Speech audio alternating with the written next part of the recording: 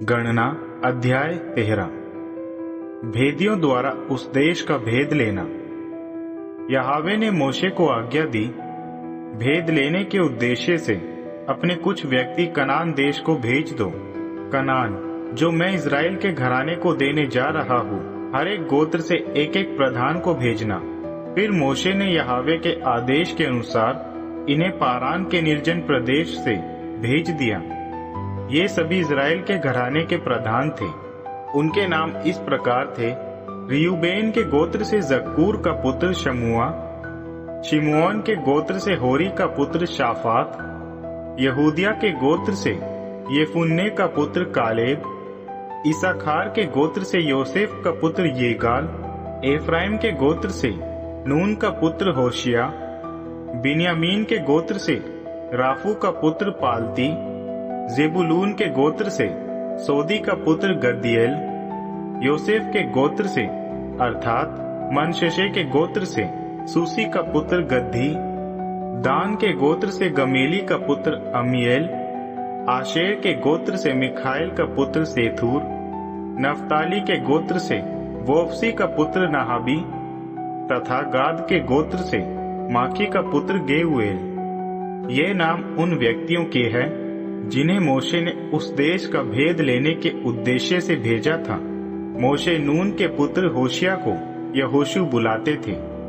कनान देश में भेद लेने के उद्देश्य से भेजते हुए मूसा ने उन्हें यह आज्ञा दी, तुम उस नेगेव प्रदेश में जाओ, उसके बाद पर्वतीय प्रदेश में जाना। देखना कि वह देश किस प्रकार का है, वहाँ के निवासी बलवान है या कमजोर, संख्या में कम है या बहुत। वह देश जहाँ लोग निवास करते हैं कैसा है, वह देश अच्छा या बुरा। कैसे है वे नगर जहाँ वे निवास करते हैं, क्या ये नगर खुले में है अथवा वे किले में बसे हैं। वहाँ की भूमि कैसी है, उपजाऊ या बंजर, वहाँ वृक्ष है या नहीं। इसके बाद तुम उस देश के कुछ फल साथ ले आने की कोशिश करना। यह अंगूरों की पहली पकी फसल का समय है। तब वे चले गए। उन्होंने जिन के निर्जन प्रदेश से लेकर लबो हामात के रेहोब तक उस प्रदेश का भेद लिया।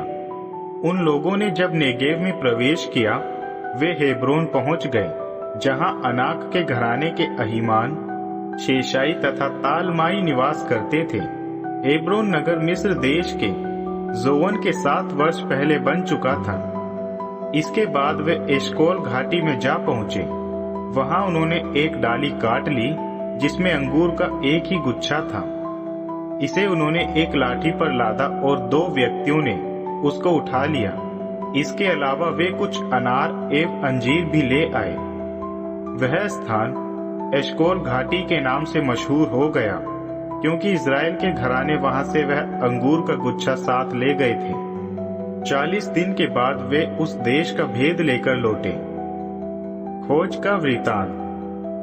वे पारान के निर्जन प्रदेश के कादेश में मूसा, अहरोन तथा इज़राइल के घराने की सारी सभा के सामने उपस्थित हुए।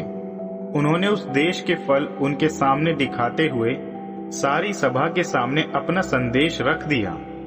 अपने संदेश में उन्होंने यह कहा, आपके द्वारा बताए गए देश में हम गए थे। इसमें कोई संदेह नहीं कि इस देश में दूध एवं मधु का भंडार है। हम वहां से ये फल भी लाए हैं, किंतु उस देश के निवासी बलवान है, नगर किले में बसा है तथा आकार में बहुत बड़े हैं।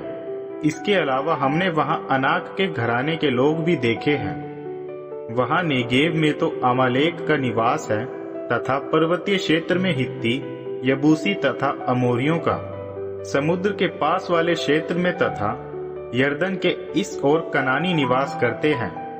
मूसा के सामने ही कालेब ने लोगों को शांत हो जाने की विनती की तथा उन्हें इस प्रकार कहा, हर परिस्थिति में हमें वहां जाकर इस देश पर अधिकार कर लेना अच्छा होगा, क्योंकि हम निश्चय उस पर अधिकार कर लेंगे। किंतु अन्य पुरुष जो कालेब के साथ वहां गए थे कहने लगे, हम लोग उन लोगों पर आक्रमण करने योग्य है ही नहीं, क्योंकि वे लोग हमारी अपेक्षा ज्यादा बलवान हैं। इस प्रकार उन्होंने इज़राइल के घराने के सामने उस देश की, जिसका वे भेद लेकर आए थे, खराब राय दी। वे कह रहे थे जिस देश में हम भेद लेने के उद्देश्य से गए थे, एक ऐसा देश है जो अपने निवासियों को निगल लेता है। हमने वहां जितने भी पुरुष देखे वे सभी बड़े डील-डोल वाले पुरुष ही थे। हमने तो वहां नेफिलीम भी देखे हैं। अनाक की संतान भी नेफिलीम के संबंधी ही है। उनकी ओर दृष्टि करते हुए हम अपनी दृष्टि में टिड्डियों के समान लग रहे थे, तथा जब वे हमें देखते थे तो वे हमें टिड्डियां समझ रहे थे।